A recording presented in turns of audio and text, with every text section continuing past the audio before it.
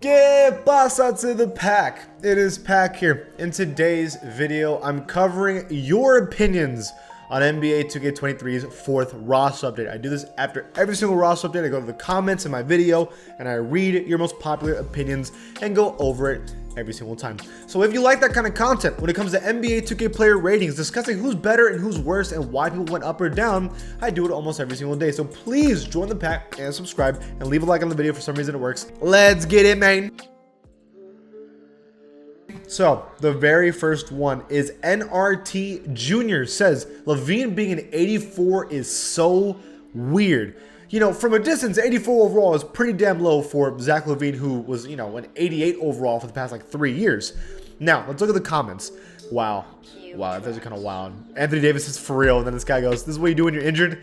Y'all are terrible. Now, two people think 2K is horrible at ratings, and the other person says he's been playing bad. Now, you know what I do? I look at player stats and determine how bad they've been. So, in the last 10 games, I personally believe is the most important thing to look at. Zach LaVine has been averaging 23 points per game on 52% from the field and 38% from three. This is much better than his teammate DeMar DeRozan. He's only averaging 4 assists and 4 to 5 rebounds. But in terms of scoring, he's actually doing very, very good. This is what he does. He's been doing an amazing job scoring-wise. The thing is, the Bulls have been sucking. The Bulls have been losing way more games than they're supposed to be, and that's kind of been the bigger, more critical issue for Chicago. Not necessarily Zach LaVine. In my personal opinion, I don't think Zach LaVine should have gone down at all. I don't think he's a bad defender. I think he's a pretty efficient player, and to this day, I argue he's a better player than DeMar DeRozan, or at least as good as DeMar DeRozan on the Bulls. Personal opinion. So, that being said, I agree with NRT Jr. LaVine being an 84 overall is pretty weird. It's hard to deny that. I know some people are being like, "Well, Pac, you didn't watch the games." I'll be honest with you, I'm not watching Bulls games because they suck right now. That's the truth. Statistically speaking, in terms of efficiency, in terms of points per game, I don't think the Bulls are losing necessarily because of Zach LaVine. That's a personal opinion. The next one is the one that I had an argument with. So user says this: Aaron Gordon has been perfect for the Nuggets since the start of the season and the moment he has been the second best player on the team on both ends. Look, the reason why he brought this up is, if you look at my video, I was upset that Jamal Murray and Aaron Gordon were tied as the second best player on the team. I personally feel like Jamal Murray is the second best player easily. I'm not saying that Aaron Gordon needs to go down. 83 overall is perfect for him. He's been great, but Jamal Murray is the second best player on the team. I think that's pretty obvious, especially from coming back from injury, and even though he's been struggling, he's still good.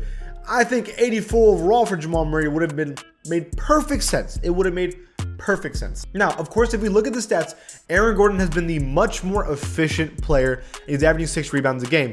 However, Jamal Murray is averaging 19 a game, not inefficiently, and averaging 6 assists on only 2 turnovers. That's very good for a point guard, okay? Jamal Murray is doing an amazing job. I know you could argue that they're tied. I understand that you can make that argument, but I just personally feel like Jamal Murray, just 1 overall, is slightly better than Aaron Gordon, and that's not a bad thing. They're both doing very well, and if the Nuggets want to be the best team in the NBA, which they're trying to be, they're going to need Aaron Gordon, Jamal Murray, Michael Porter Jr., everyone to do well, and that includes Aaron Gordon and Jamal Murray. So they're both good. They both should be high. They're both up there as the second best, but I do think Jamal Murray is pretty obviously the second best player on this team, and especially throughout the year, it's going to be really glaring throughout the year who's going to be the better player. Again, I know this is mostly just personal opinion, but from what I'm looking at or what I'm seeing through the year, the Nuggets are pretty good, and Jamal Murray is going to be great. So Josh VMS says, "Bro, how does OG not get an upgrade? Him and Siakam are the only Raptors that deserve to be above an 80 overall right now." Well, okay. He argues that OG Anunoby and Siakam are the only ones on the team that should be an 80 overall, not just that he should get an upgrade. If you look at the rosters, Pascal Siakam 89, Fred VanVleet 84, OG Anunoby 83, Scottie Barnes 83. Now, at the beginning of the year, Scottie Barnes was not playing well. That's kind of changed. He's kind of picked it up. But I do agree that Fred VanVleet probably should go down a lot. And I also agree that OG Anunoby has been the second best player on the Raptors throughout the season. Therefore, I would put OG Anunoby as like an 85. Scottie Barnes 83, and Fred VanVleet at like an 81. That's what I would personally do, so I kind of agree with him. But to say that they don't deserve to be in the 80 overall club is pretty crazy. Let's look at their stats. In the last 10 games, Fred VanVleet's been averaging 20 points per game, but extremely inefficiently, and that's why I've been arguing he needs to go down. You have OG Anunoby, who's averaging 19 points per game efficiently and has been one of the best defenders in basketball right now. He's actually in the conversation for Defensive Player of the Year.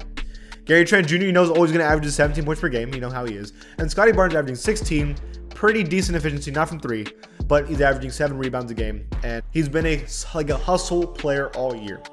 So I personally believe, from looking at this, OG Anunoby is clearly the second best player. He's one of the best defenders on the team, while also being the most efficient scorer behind Siakam. So to me, second best player, non-debate.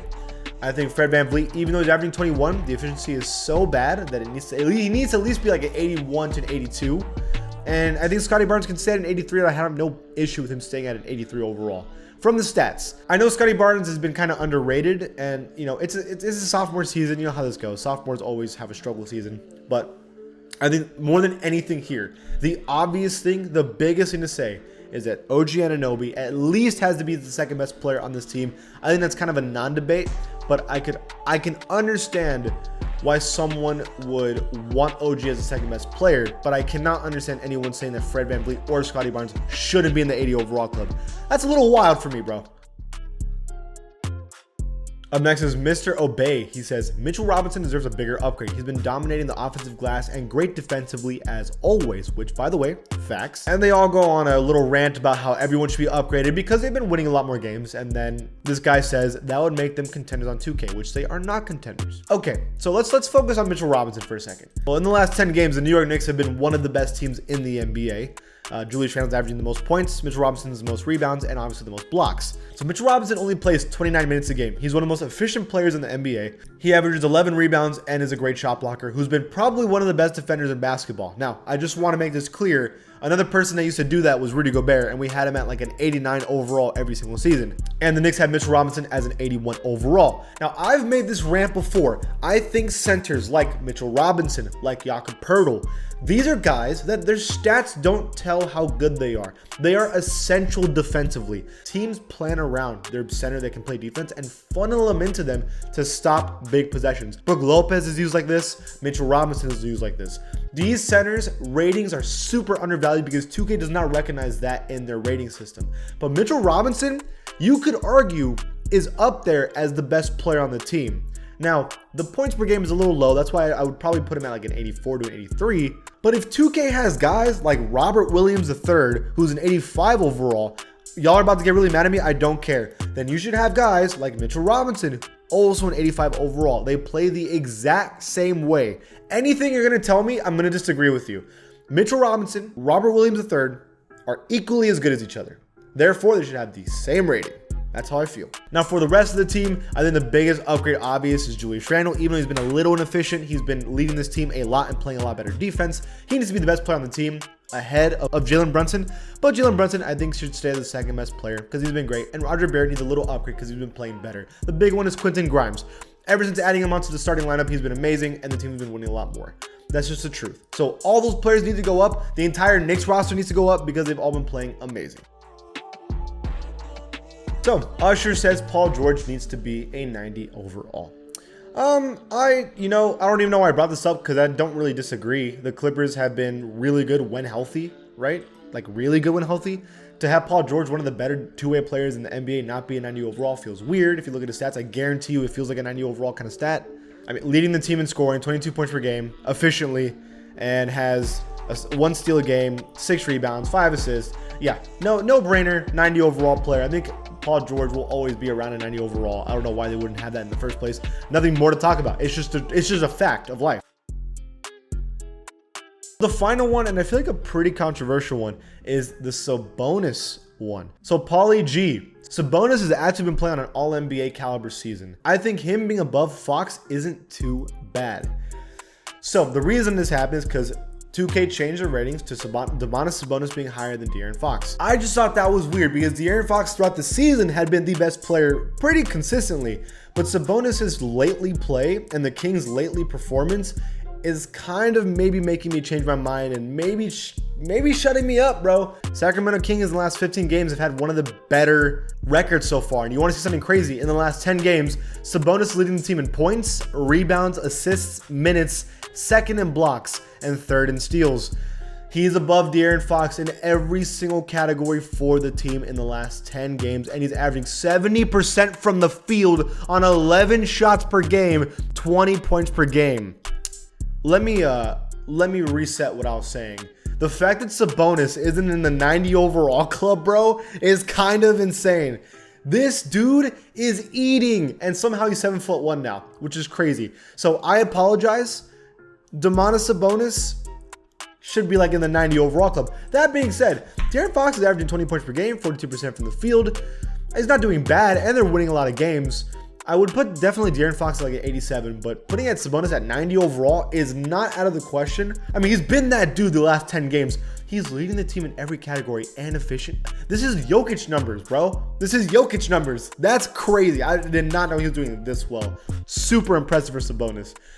Okay, well, that was enlightening. But let me know about all your takes in the comments. Do you agree with everyone? Do you disagree with anybody? Leave it in the comments below. And if you like this kind of content, please join the pack and subscribe. I'll see you guys next time.